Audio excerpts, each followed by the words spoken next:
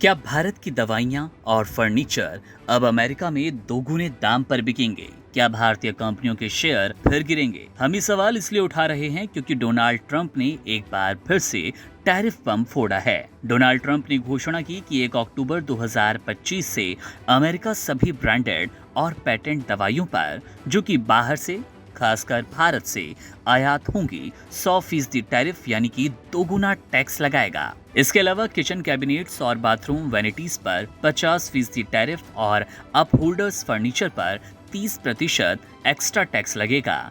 भारी ट्रकों पर भी 25% टैरिफ घोषित हुआ। अब इस खबर को जानने के बाद आप समझ गए होंगे कि भारतीय कंपनियों पर इसका नेगेटिव इम्पैक्ट पड़ेगा। लेकिन क्या सिर्फ भारत को नुकसान होगा?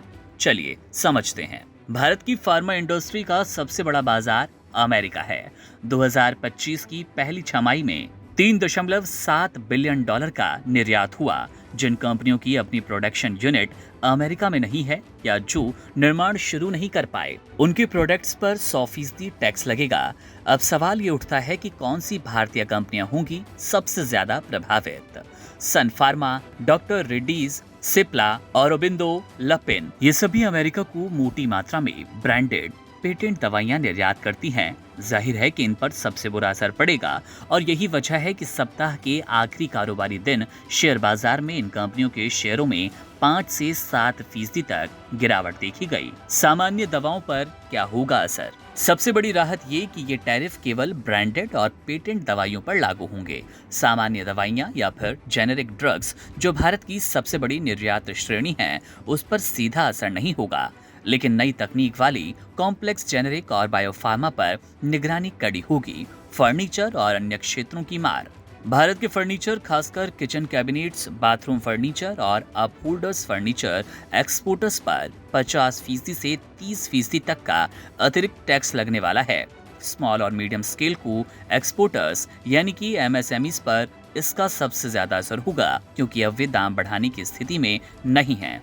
यूएस से ऑर्डर कम हो सकते हैं, रोजगार घटेगा और जीडीपी पर भी 0.3 से 0.5% तक स्लो होने का असर देखा जाएगा। ट्रंप की अमेरिका फर्स्ट रणनीति और आगे की राह। ट्रंप का मकसद साफ है, विदेशी कंपनियों को मजबूर करना कि वे अपनी मैन्युफैक्चरिंग प्लांट सीधे अमेरिका में लगाएं।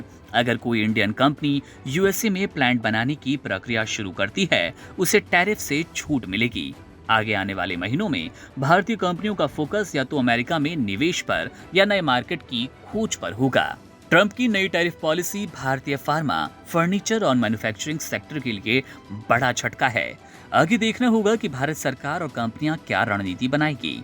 लेकिन ट्रंप के इस फैसले से लाखों करोड़ों अमेरिकन को लाइफ सेविंग मेडिसिन महंगी कीमतों पर खरीदनी होगी, जिसकी वजह से अमेरिका में ट्रंप को आलोचना का सामना करना पड़ेगा, क्योंकि उनका ये फैसला सीधे आम आदमी की जिंदगी और जेब पर असर डाल रहा है। आपको वीडियो और जानकारी पसंद आई हो तो वीडियो को लाइक करें, कमेंट करें और चैनल को सब्सक्राइब जरूर करें।